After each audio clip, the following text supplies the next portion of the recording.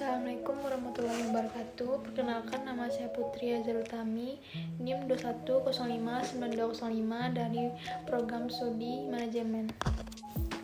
Baiklah, di sini saya akan menjelaskan kajian ulang sesuai yang diketahui pada soal bahwa minor corporation memproduksi dan menjual produk yang permintaannya bervariasi secara musiman, di mana puncak penjualan terdapat pada kuartal ketiga. Berikut ini adalah informasi yang berkaitan dengan operasi selama tahun kedua, tahun yang akan datang, dan untuk 2 kuartal pertama di tahun ketiga. A. Produk perusahaan dijual dengan harga $8 per unit. Anggaran penjualan dalam unit untuk 6 kuartal ke depan adalah sebagai berikut. Nah, bisa dilihat pada tabel anggaran penjualan per unit pada kuartal pertama, tahun kedua hingga kuartal kedua, tahun ketiga. Nah, untuk yang B, penjualan ditagih dengan pola berikut. 75% penjualan pada kuartal terjadinya penjualan dan 25% pada tabel berikutnya. Pada tanggal 1 Januari tahun 2, laporan posisi keuangan perusahaan menunjukkan piutang usaha sebesar $65.000 dan semuanya akan tertagih pada kuartal pertama tahun tersebut. Piutang tidak tertagih dapat diabaikan. C. Perusahaan menginginkan persediaan akhir barang jadi pada setiap akhir kuartal yang bernilai sebesar 30% dari anggaran penjualan kuartal berikutnya.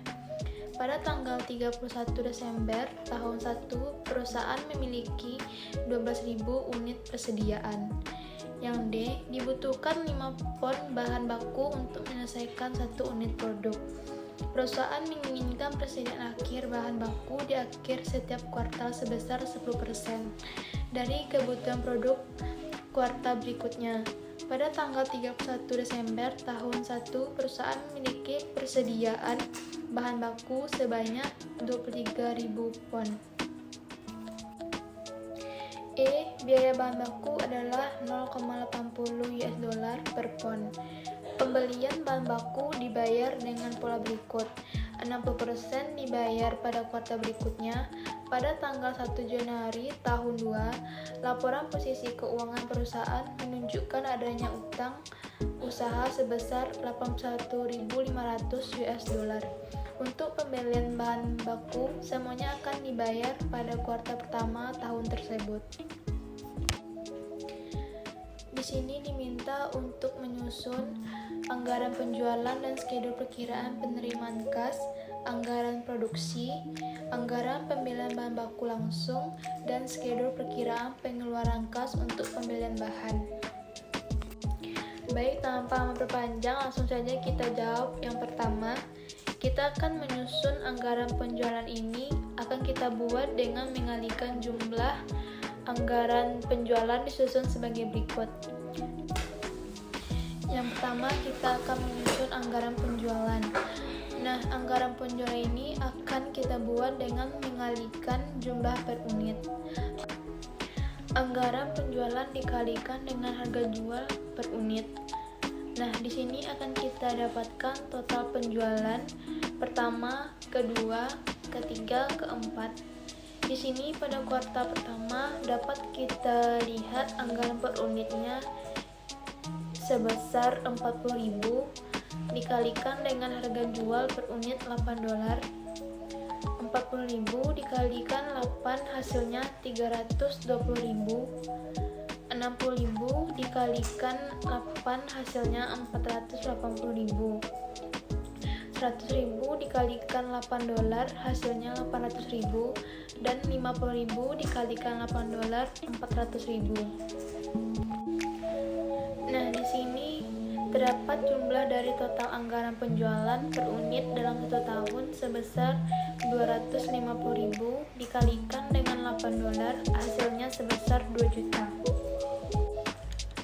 Nah, setelah kita menyusun anggaran penjualan ini, dari informasi tersebut kita bisa membuat skedul perkiraan penerimaan kas. Yang pertama yaitu membuat patokan pada poin B. Di sini diketahui bahwa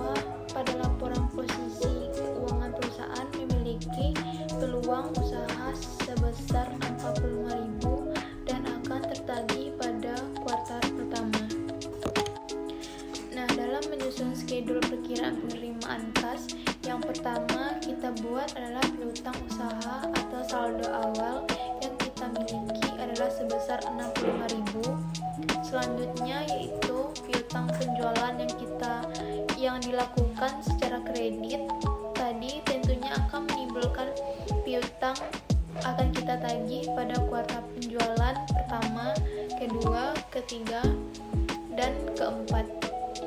Di soal kita telah mengetahui bahwa piutang ditagih dengan pola 75% pada penjualan dan 25% pada bulan berikutnya.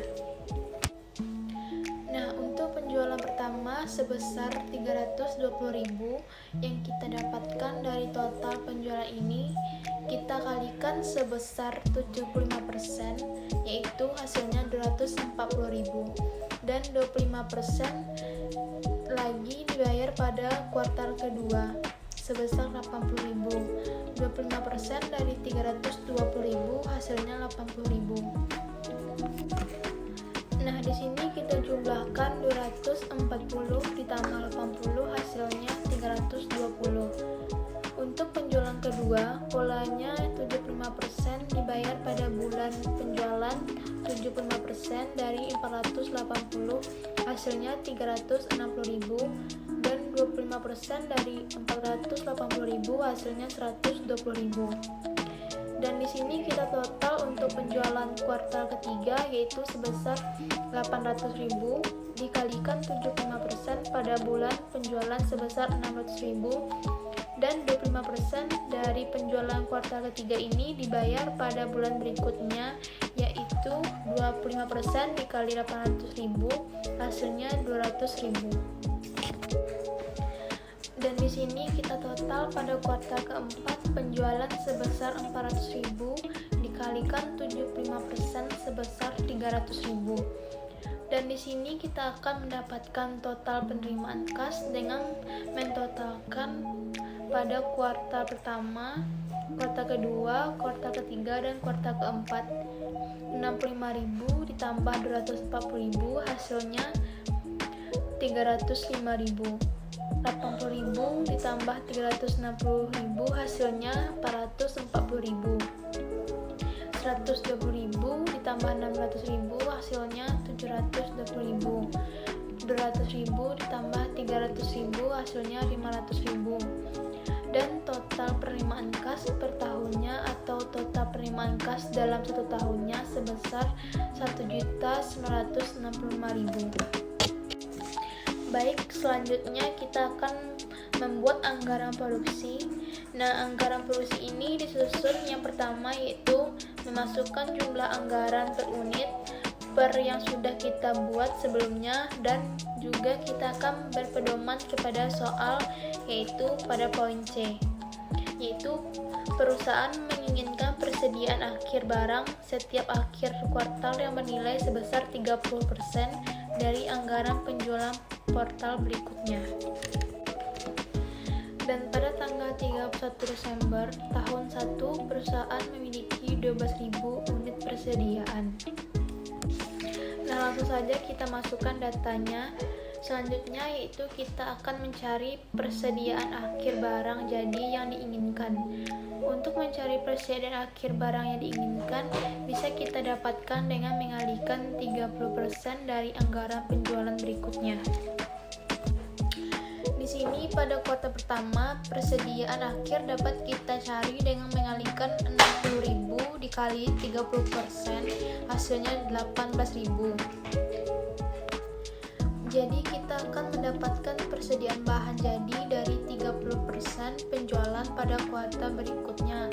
Artinya pada kuartal pertama kita akan mendapatkan 30% dari kuartal kedua, dan begitu seterusnya. Kemudian untuk total kebutuhan didapatkan dengan menjumlahkan anggaran penjualan dengan persediaan akhir bahan jadi. Contoh 40.000 ditambah 18.000 hasilnya 58.000, dengan begitu seterusnya.